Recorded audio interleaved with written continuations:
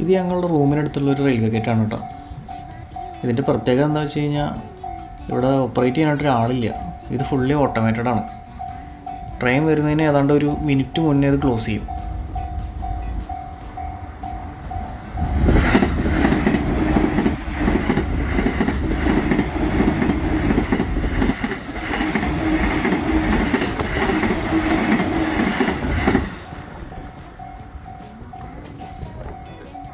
Train പോയി കഴിഞ്ഞാൽ within seconds തന്നെ ഫുള്ളി ഓട്ടോമാറ്റിക്കലി അത് ഓപ്പൺ ചെയ്യും.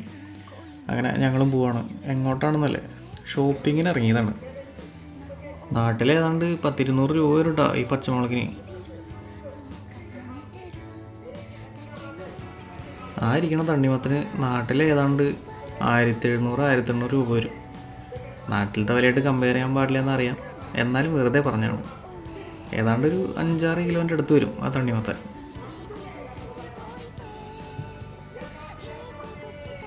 ഇവനൊക്കെ ഉണ്ടാ നാട്ടിലൊക്കെ വെറുതെ വളർന്നു നിൽക്കുന്ന ആളാണ്, പുല്ല് വില എന്ന് പറയില്ലേ.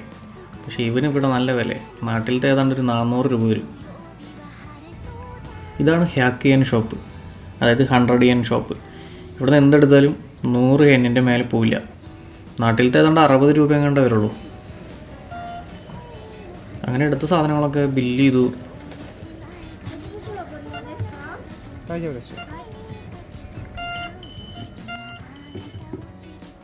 ബില്ലടിച്ച് കഴിഞ്ഞ് കഴിഞ്ഞാൽ ഈ മെഷീൻ്റെ തൊട്ടിപ്പുറത്ത് വേറൊരു മെഷീൻ ഉണ്ടാവും. ഇവിടെ ക്യാഷൊന്നും ഇൻ ഹാൻഡ് ഡീലിങ്സ് ഇല്ലാത്ത കാരണം കൊണ്ട് ഇതേ ഈ മെഷീൻസാണ് ഉപയോഗിക്കുക.